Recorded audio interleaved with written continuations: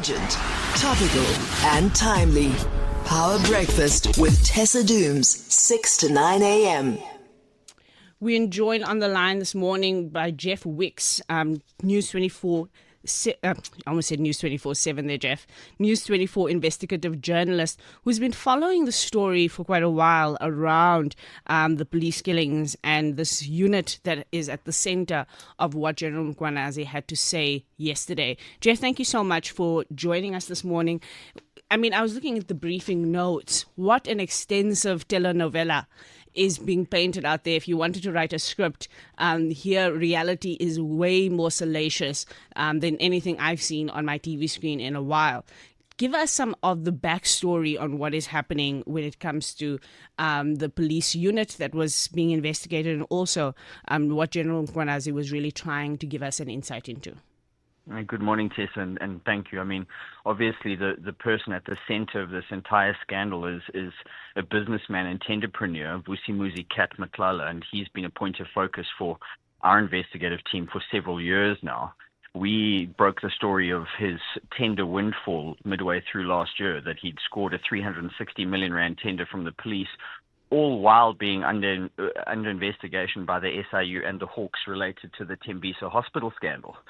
So, you know, that's the root of this issue. And what Mchunu did dramatically yesterday was tie the police minister to Matlala and link him through allegations of payments and payoffs for political protection. And Matlala was in the spotlight of this team, not only for the attempted murder of his former lover, Tebogo Tobajane, but his house was also raided in December by crime intelligence.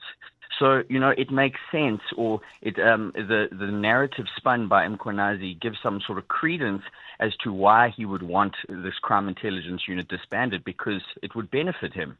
But certainly very dramatic breaking of ranks yesterday with Mchunu going against the police minister and coming out and saying that the police minister and other high-ranking cops are all under investigation. So the two claims that you've alluded to here that I want to just zero in on. The first one is the idea that Vusimusi Matlala was actually given assurance by the Minister of Police through another person called Brown Mkhotsi, that the unit that went to go and raid his house was now disbanded. So that's one big claim. The second big claim, and this is one that the National Police Commissioner Sibiya says is outrightly false, but a claim that letter to disband came directly from the minister. What do you know about those particular claims? I think that's going to be the point of contention for the minister, because, you know, in his press briefing yesterday, Police Commissioner Mchunu, you know, laid bare all of these WhatsApps, but still there's no direct communication between Matlala and Mchunu. It was done via this proxy. So I think that's going to be the point of attack for Mchunu, to say, well, you know, I had nothing to do with this and people were using my name. Potentially.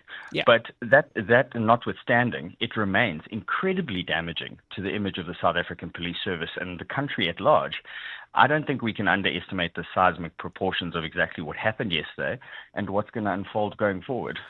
So just for clarity, and we are going to chat a lot more about this. Mchunu is talking here about up to 121 political killing cases, dockets, that he says have gone untouched since about October last year, that have just been sitting now in abeyance because this team has been dismantled.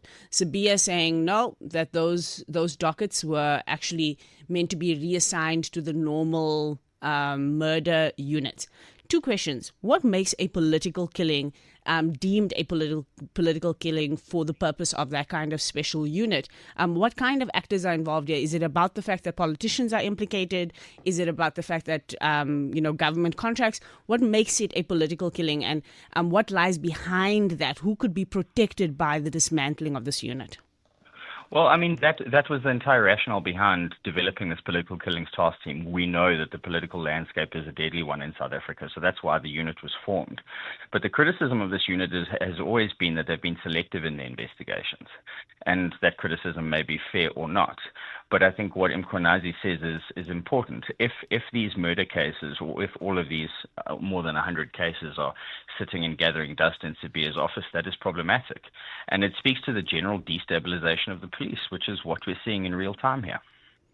And that destabilization would be benefiting, in this case, politicians and the kinds of potential contracts or potential corruption that they are enabling as well. But does it go down to the level, and this is what struck me, because, of course, when we talk about political killings in this country, it is definitely an underreported issue and an understated issue in the country. Because, I know if I go into other parts of the continent, they say, how can Julius Malema get away with saying the things that he says without, political targeting and victimization? And it's often because when political killings are happening in this country, they're happening to people who are under the radar. They're happening to people who are on the ground. They're happening to people who are not at the highest ranks here. And so it becomes easy for these stories to go under, unnoticed or unreported. But does this start to lift the veil on that? Is there a possibility to look at the kind of crimes in this 121 cases and start to say this is the real state of the underworld of politics? To an extent, I think, Tessa, but the real focus for me here is the minister's connection to alleged underworld syndicates, and there's an exchange of money here that is dramatic and that was not yet known. Yeah. All of these political killings and the other cases which have been under investigation, some of which have been on the death for years. But it's important that every crime is viewed the same. And I think that's the issue with the political killings task team. They've been criticized about only going after certain political parties. Because of the political influence within the police. All of this speaks to urgent needs for reform in the way we do policing in this country. Yeah, and talking about receipts, Mchunu came with the receipts yesterday. If people haven't seen the briefing notes, they may not realize that he's got proof of payments printed out. He's got WhatsApp notes printed out. And so he's definitely trying to make a case. But we're talking about 100K that is alleged to have been spent by Vusimusi on the minister. So it's definitely a lot of big allegations that have been dropped here. But thank you so much, Jeff, for giving us some insight into that. We continue the conversation by bringing into the conversation Paul O'Sullivan. Paul, you've, of course, been tracking these kinds of issues within the police service and the state security apparatus for a long, long time. Your initial reaction to what you saw yesterday? Well, my reaction was the fact that Mchunu was dressed in combat uniform. He was! Task force uniform, in fact. And he's not entitled to be dressed in task force uniform. And he was surrounded by task force members, all brandishing firearms. Now, for a media conference, did he expect the media were going to attack him, or what did he expect was going to happen? It was a big show. The whole thing was a charade. And as for the alleged evidence that he has, I think that needs to be put on the table, not just flashed up in a presentation and then gloss it over and move on. But more importantly... So, Paul, just before you move from, being in military fatigue, or I'm not even sure what that was, to be honest. I wasn't sure what kind of fatigue that was. Does he not hold any of the rank to be able to be dressed in that way? No, how does that work? That's task force uniform. 20 years ago, he was in task force. He's not in task force anymore. So he's wearing a uniform, a combat uniform, a provincial commissioner wearing combat uniform. Let me just tell you, a friend of mine overseas saw this YouTube video that was put out. And he phoned me and said, what's going on? Is there a military coup in your country? Paul, and I want to lean into this a little bit, because the politicians, particularly some of the ANC politicians that have responded, Colin Malachi is one of them, says that this is Mchunu going into the political arena, that he's playing politics, and if he wants to play politics, he must contest branches. And I actually hold a similar view, that this was not him giving a statement in his official capacity, that this was more him giving a political statement about a political issue that he believes is in the country. Otherwise, he could have just gone and opened a case, right? What do you make of the idea that he is, in fact, engaging here in a political conversation rather than in one in his capacity as the KZN commissioner? Well, we have to look not just at that, but the cost of yesterday's exercise.